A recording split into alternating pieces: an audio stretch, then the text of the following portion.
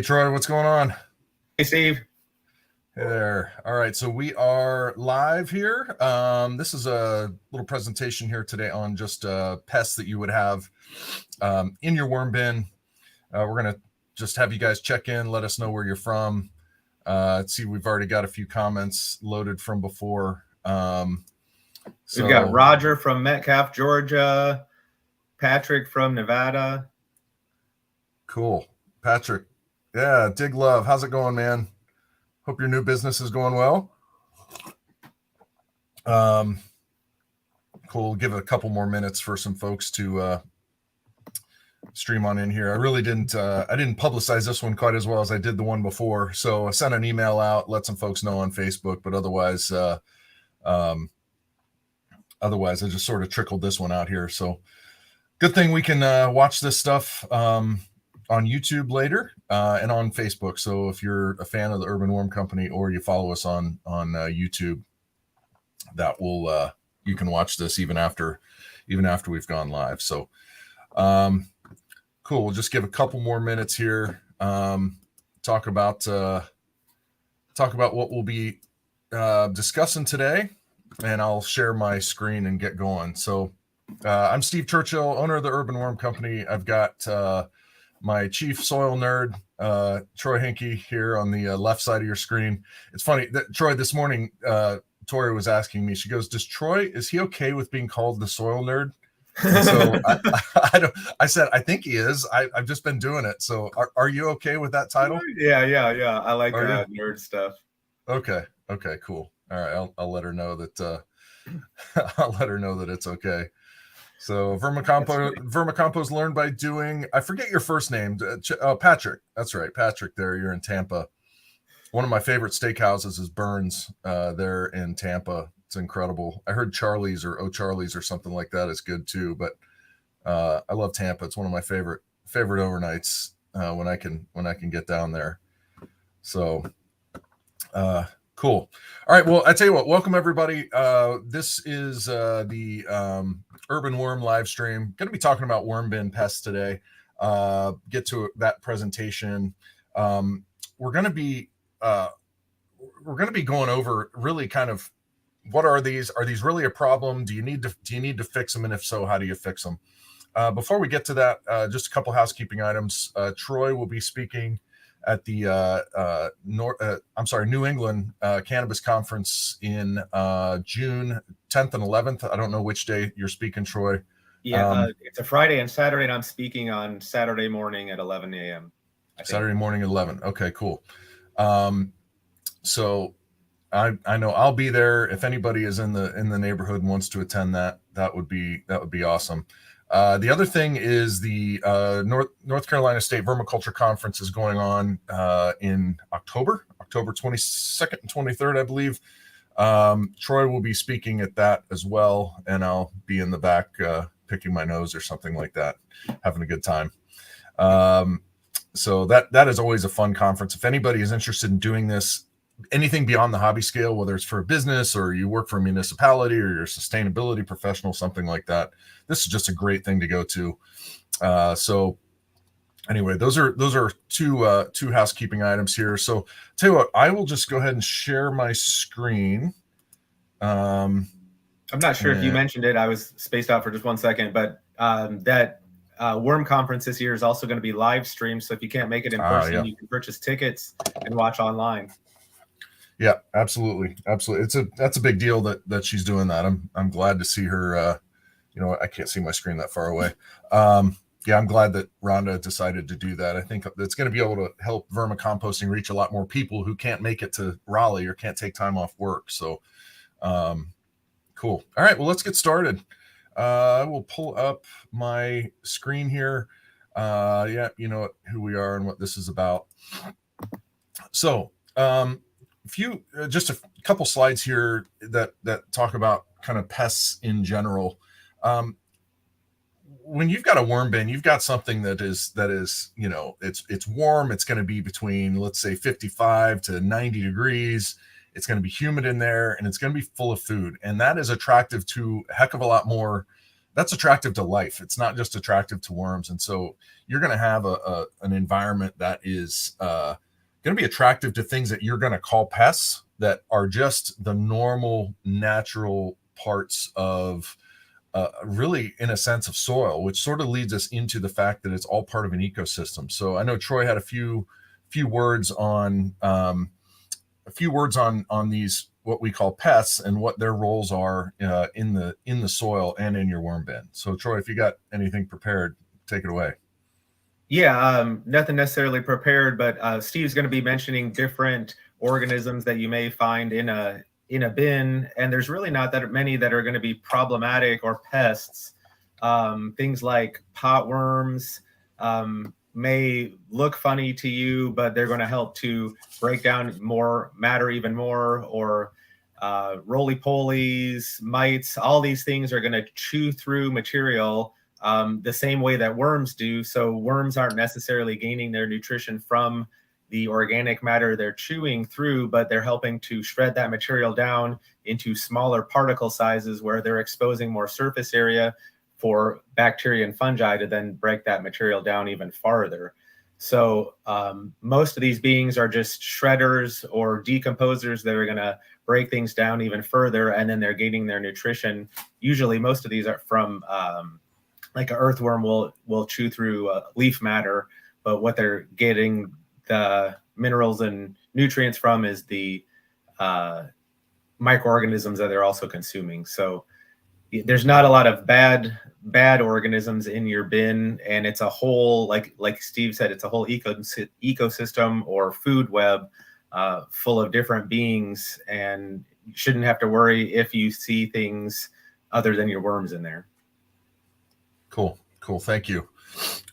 So I've kind of put these pests into sort of three different buckets, and one of them would be basically good pests that are going to have a neutral or maybe even a positive effect in your worm bin. I want to acknowledge that a lot of folks who have their worm bin indoors, and I know many of you do, you may not want these bugs or these critters inside your house, and so we understand that. But these the ones in the good category are inside your worm bin, are not going to have a negative effect on anything, and they don't necessarily suggest anything negative is going on. The next group of pests we're a bit more neutral on. They are what I call indicator pests or indicator nuisances. They're probably okay in your bin, and Troy mentioned a couple of them, but they may suggest that something is a little bit off. So the presence of them tells you, okay, that by itself is not a problem, but the fact that they're here tells us that there may be a few things that are off in your bin. And the other ones are just, I call them bad pests. They may have a negative effect, probably do have a negative effect, and they should be eliminated in your bin, or you may just have to start your bin over in the first place, or in the, when it comes down to it, you may just have to start your bin over. So a couple things you're going to see here are most of these critters like rich environments, and rich environments are caused by overfeeding typically. And that's really the number one common mistake people are going to make when they're vermicomposting, is they want to save the world right now. They're going to overfeed their bin thinking, hey, I'm going to have the worms eat this. Isn't it going to be great? Then it just creates a sort of wet, acidic condition, especially since most people aren't adding enough of that sort of dry bedding along with their feedings of organic waste, specifically food waste. So that is going to be a common issue that you're going to see. So just sort of let that be an umbrella bit of, awareness over this whole issue, is that a lot of these pests are attracted to those rich conditions.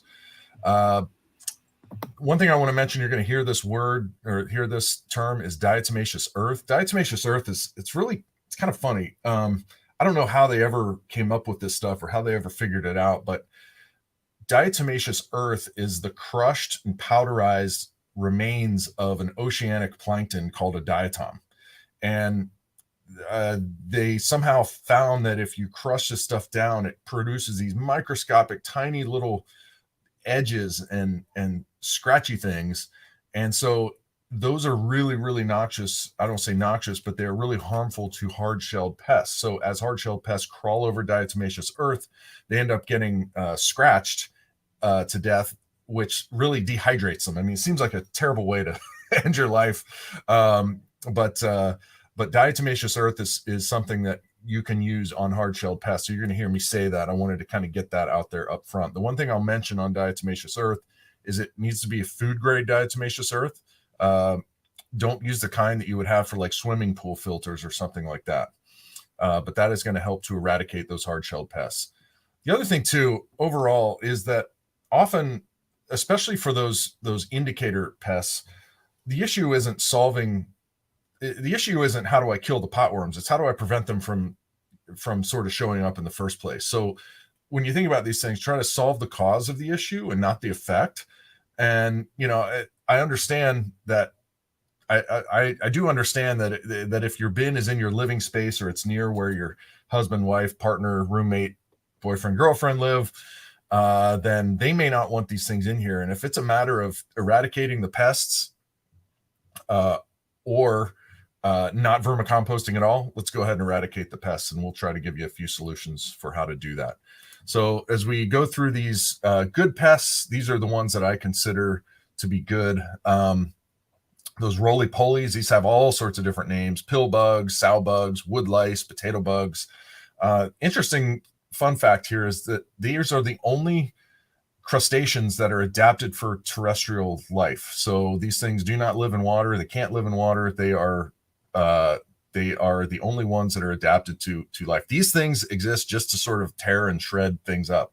A lot of people say, "Oh my goodness, I've got so many of these in my bin." And again, if this is something where they are not escaping your bin and not causing you any other issues, I don't really see a reason to get rid of them. The next one here is beetles and grubs.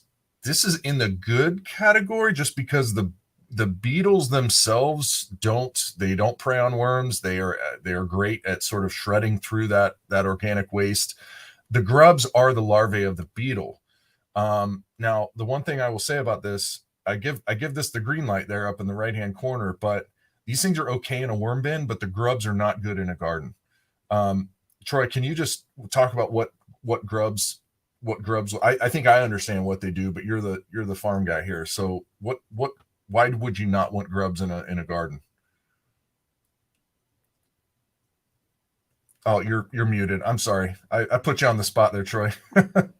I forgot I muted it. I was trying not to make noises. Yeah. To the best of my knowledge, they're going to cause damage to roots, and they can chew away at things within the soil.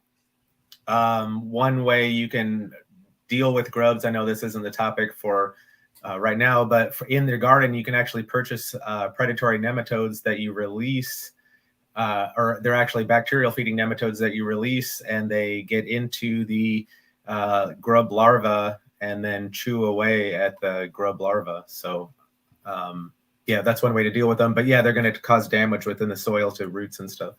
Okay, yeah, that's what I thought. So okay, cool. The next one are millipedes. Millipedes are the ones that the second one down here on the right. It's kind of scary looking. These things will coil up when they're stressed or when they get scared or when they sense that somebody's around. They're typically a reddish black color. These look really scary, but they don't prey on worms. They're just another good composter, if you will.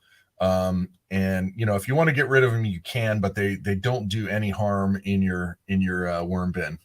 Probably the scariest looking bug that's also not predatory is the earwig, which is what's down below. I mean, that nasty little pincher there on the back of the tail looks like it's primed for some worm meat, but it's not at all. These guys look nasty, but they're not nasty in the context of a worm bin.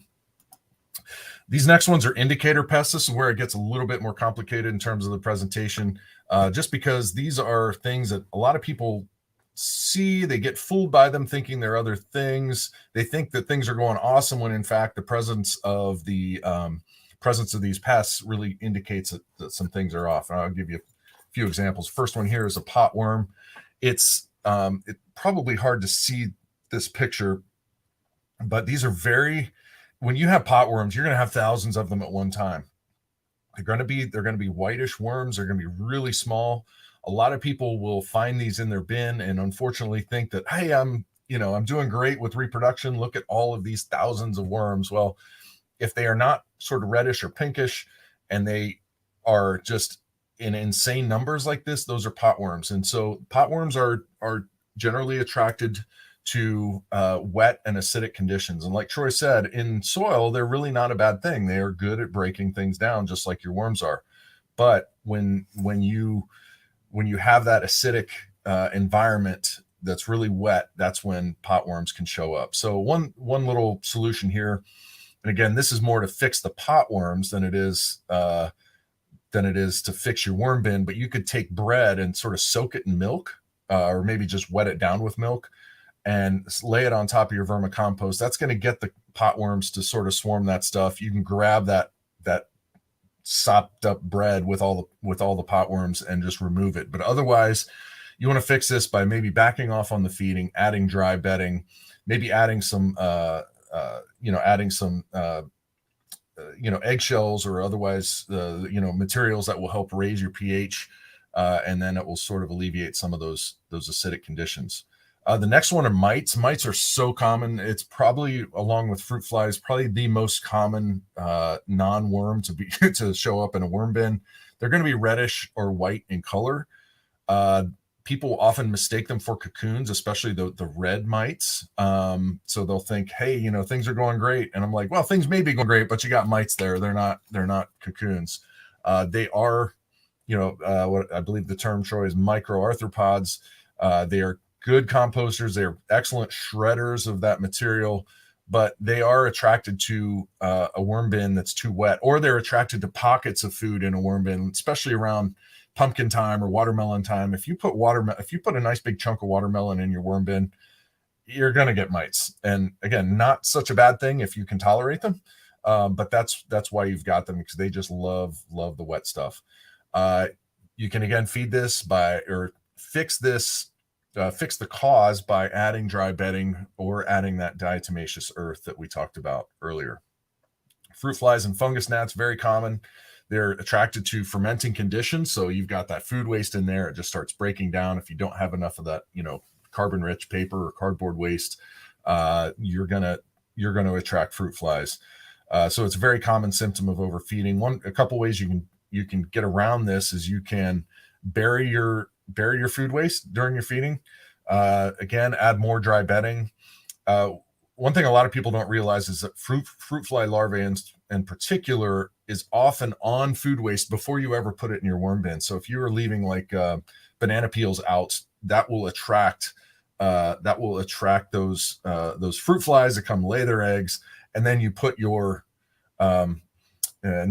food waste in the bin, and then the larvae the larvae hatch, and now you got a fruit fly issue. So that movie where they say that the call is coming from inside your house, the problem is coming from inside your bin already. It was that you imported the fruit fly larvae into your bin.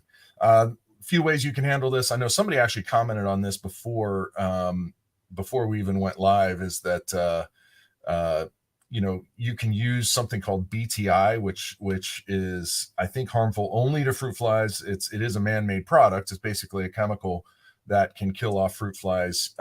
You can use kind of the mosquito bits, which I believe may be BTI. Troy, if you just nod, or it's just BT for thuringiensis.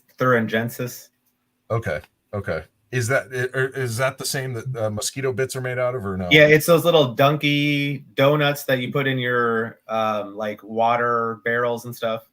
Okay, gotcha. The other thing you can do is make a fruit fly trap with, if you just take like a little plastic cup, you put some red wine or vinegar in it.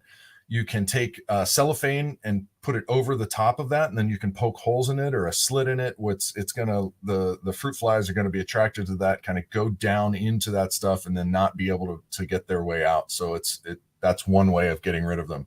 I know a lot of other people and this kind of works really well in the urban worm bag, is that you just open up part of the urban worm bag and you just run a vacuum inside but not on your vermicompost, but in the gap between the lid and where the top of your surface of your vermicompost is, and that will suck up a lot of those fruit flies. So fruit flies are they're stubborn. Fungus gnats are even more stubborn. One thing I didn't put on here is that for fungus gnats, neem oil is a good way to get rid of them. I think that something I've heard, and I've not had issues with fungus gnats, but you can take a newsprint and spray it with neem oil, lay it down on the surface of your vermicompost, and that is going to help out with the fungus gnat issue. Let's see here. We got. I was going to mention Mary Applehoff in her book, Worms Eat My Garbage, recommends using just once, a couple times a year, a cup or so of rock dust in your worm bin. That'll not only help to add trace minerals and nutrients, but to keep flies under control. Okay. Yep. Very cool. Very cool. These next pests are kind of in the bad category. The first one I want to start with is sort of bad. It's ants. Ants are a common issue with folks. Again, I don't have a ton of experience with them myself. It's one of those things that if you've got a source of ants that's inside your house, they are not going to stay in your worm bin. They're gonna get out. They normally, with the exception of red ants or fire ants, are not going to be predatory on your worms, but it's just typically an intolerable condition to have ants inside your house. They can be eradicated with diatomaceous earth. The other thing is ants often indicate that conditions are too dry, which is sort of uncommon in a worm bin. But if you've got really kind of a very dry surface of your vermicompost and you've got ants, try wetting it down or laying either, it could be just a piece of fabric, could be something like an urban worm blanket, although you don't need to buy anything like that to do this. But you can put a moist layer down on top of the surface of your vermicompost if the top of your vermicompost starts to dry out. Centipedes are another one. Centipedes are this guy here on the top, not to be confused with millipedes. Centipedes are predatory on earthworms. They are kind of a softer body, so I don't think the diatomaceous earth works on them.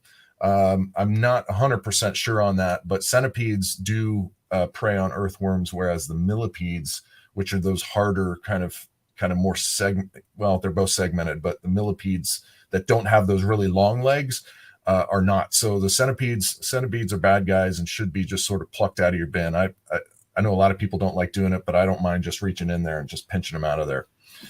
Next one is kind of a new one, really. I don't say it's a new one, but people are seeing a lot more of these around as a hammerhead worms, which is a category of planarian. These are earthworm predators. They look like earthworms until you look at that head, which is either flat or hammerhead shaped. It's an invasive species. This is the weird part. If you cut these things into 3 different parts, you're going to get 3 different worms. You can cut them into 10 different parts and get 10 different worms.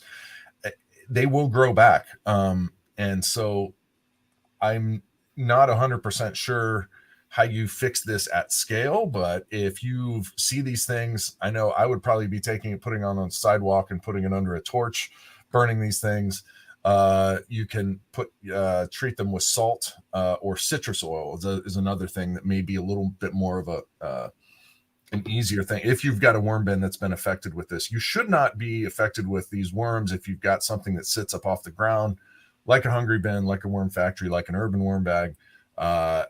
But if you've got a sort of a ground-based vermicomposting setup where all sorts of critters can get in there, you could see hammerhead worms in there, and they do prey on your earthworms. So those are good ones to get rid of. The next one is black soldier fly larvae. These are excellent composters, but like I say right here, too excellent. They are literally 75 times more efficient at processing waste than red wigglers are.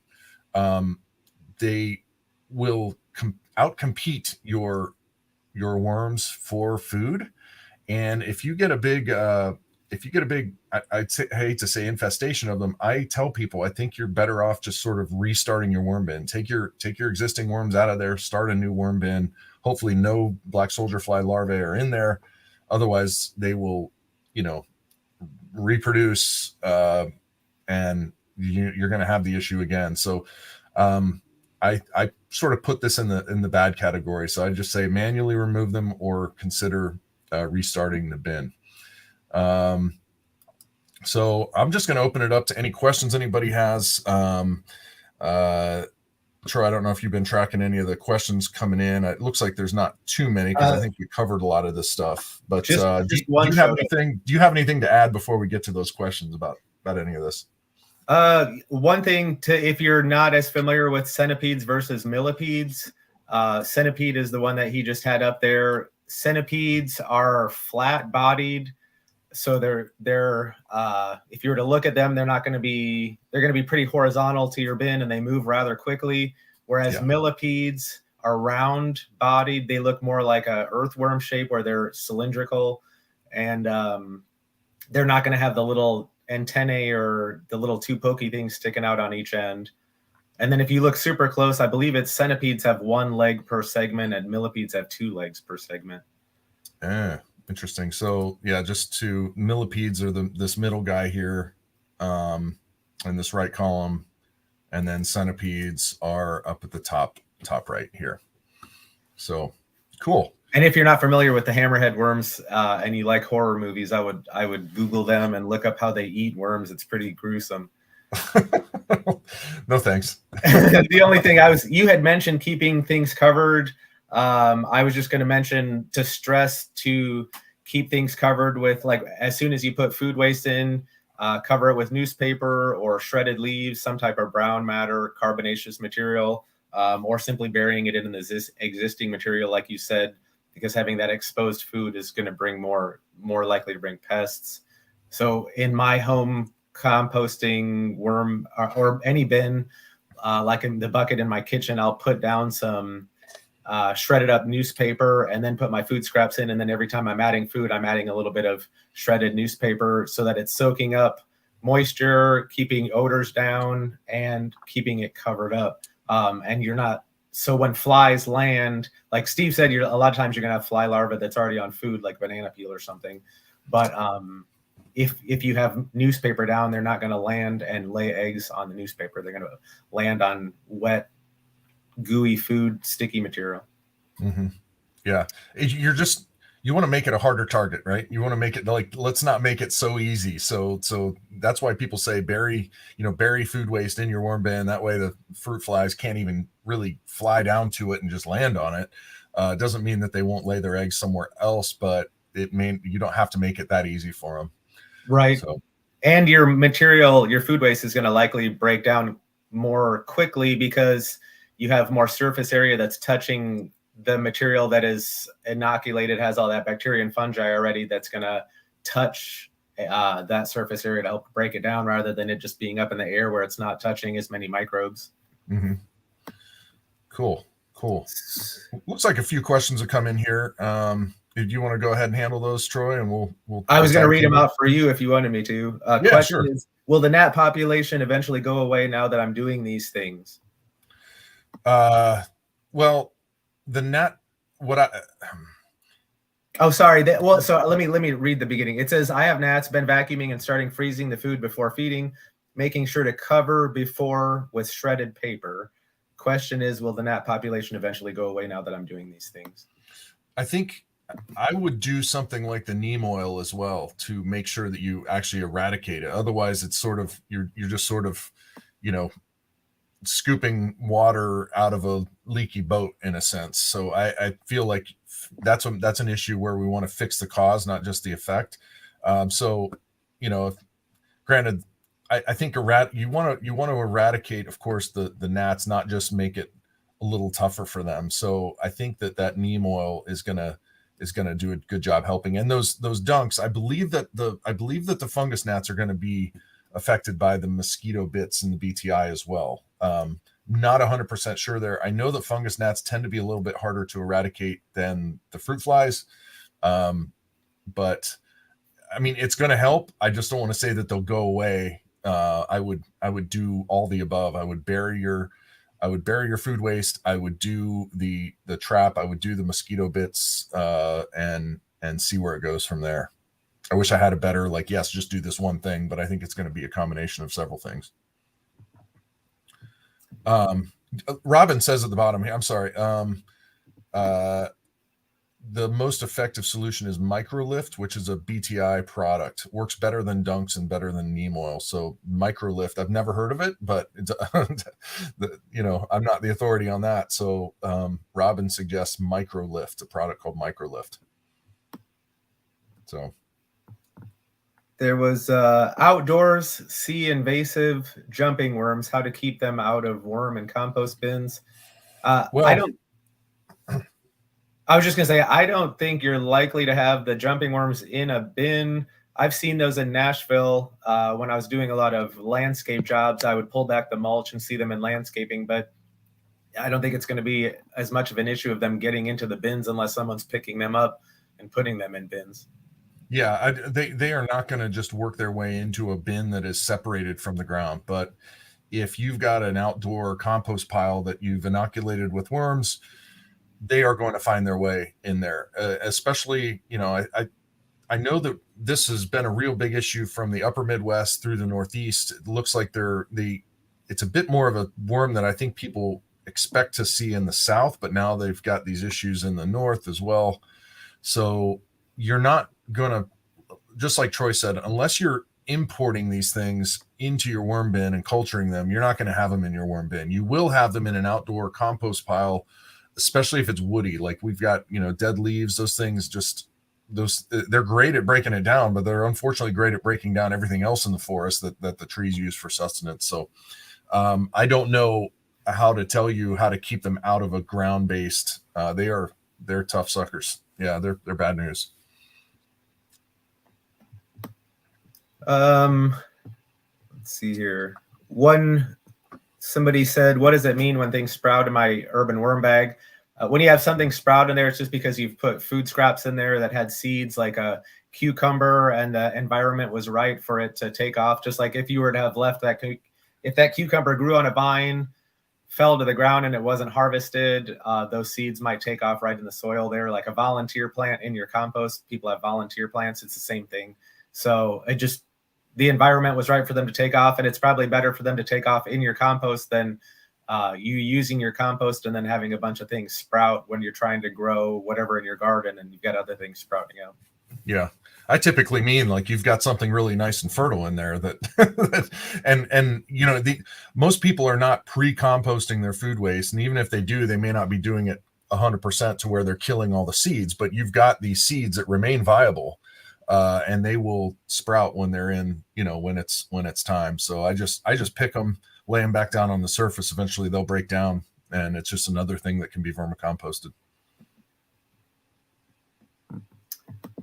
I think that's about all for the questions that I'm seeing. Okay. I see some on black soldier flies. So some folks, let's see here. Black soldier fly larvae were first enemy at vermicompost. Roger says this before getting my bag. Everything seems to be smooth. Yeah. The thing about an open air vermicomposting system is more likely to attract those things. I mean, black soldier fly, which oddly enough, it's got a really weird life cycle. The actual flies themselves only live for about a day or two. They exist to mate. They don't even have mouths. So they can't even eat anything. So after the larval stage and they become flies, they basically breed with one another, and then they basically live as the larvae. And if you don't have an easy way for them to fly into a worm bin to lay their, to start that life cycle, then you're typically not going to have them in there. And most people don't have that with an urban worm bag or any of the other commercial scale things, but they would have them in an outdoor or a more open air environment. So cool. Yeah. A lot of that was about black soldier flies, and cool. If anybody hasn't, go ahead. I was just going to mention one more thing. So this is that book I was referring to. It's too bright in the light. Mm-hmm. Mary Applehoff. She had mentioned with mites that you can put down a piece of bread on top of your bin, and it should attract mites up to it. And then you just keep an eye on the underside of the bread, and they should congregate up underneath there, and then you can remove that bread. Okay. Yep. I mean, a lot of this is like you're really swimming upstream in a sense, because you've got this. when it comes to pests, you've just got this attractive environment, and you should almost take it as a compliment for your vermicomposting skills, that you've got other things that find that environment attractive. It's not just, you can't just expect worms to be in there. In fact, it's probably not even the healthiest environment if all you're doing is just supporting worm life and nothing else. But again, we have to balance that whole thing with trying to stay natural and build an ecosystem, with the fact that a lot of us want to do this in our own homes, and that makes it a little more difficult. So yeah, there is a new version of Worms Eat My Garbage. It's one of Mary Applehoff's friends that sort of, they did a 35th anniversary reprint of it. It's got some really good illustrations in it as well. They did a nice job on that. So yeah, it's a great book to read, Worms Eat My Garbage. It's kind of the book in this, I believe it was published in the 70s, that really popularized vermicomposting and kind of made it a little more accessible on a kind of a home level. So Mary Applehoff, the late Mary Applehoff, she deserves a lot of respect for that one. First published 1982. And if you're a super nerd, worm nerd, go to YouTube and look up the video by Mary Applehoff. I can't remember the name of it, but it's cheesy and funny. Yeah. Nice. Cool. Well, I think we can start wrapping this up here today. If anybody's got any questions, feel free to chime in. Looks like a couple things that are maybe unrelated, but like Yusuf is asking about any supplier in Manchester. I don't know if that's Manchester, England, or New Hampshire, who can deliver African nightcrawler cocoons. I don't know. I know we sell African nightcrawlers, the Urban Worm Company. They're shipped from our supplier in Nashville, actually. And so, and of course they'll breed and make the cocoons, but I don't know anybody that just delivers the cocoons themselves. Oh, you know what? Learn by doing asked about springtails, and I forgot about those. Springtails are really jumpy, kind of white. Those are also one of those really, I think, probably good or good to neutral pests that are in a bin. They move relatively quickly. They appear to jump around from just place to place. I don't know how to. I'm indifferent. I call them. I wouldn't want them if I had the worm bin in my kitchen, but I think that they're fine in your worm bin there, Patrick. So cool. All right. Well, let's wrap it up here. I don't know what my work schedule looks like next week, Troy, so I don't know when we're going to schedule this next one. One thing I'd like to start doing is a little bit of content around the business side of vermicomposting. So I don't know if that'll be a joint one or if I'll just, do that one. But we'll get some more on the schedule probably for next week or the week after. Guys, if you like these videos, I'd love it if you subscribed. You can hit that little alert button on YouTube. And you can be alerted anytime that we set one of these live streams up. So I think Troy and I really enjoy this. It's fun to answer you guys' questions, and it's fun to get to know some of you, via YouTube when I've maybe only emailed you before or something like that. And I'll get to meet some of you if you end up going to those in-person conferences, especially that worm conference in October of this year. So cool. Steve didn't mention it, but today only you can get 15% off using the code PEST3 on the website for Urban Worms. So if there was anything that you're wanting to purchase. Yep. That's another Benny of joining us on these live streams is to do that. I know a few people took us up on that, and we appreciate that, and hopefully you appreciate it too. So cool. All right, guys, let's wrap it up. Troy, thanks again. We'll get something on the schedule. And if you are on the email list or you're a fan on Facebook or you're subscribed on YouTube, you'll get updated of the next time that we do this. So cool. We'll wrap it up and we'll talk to you guys soon. Thanks, everybody.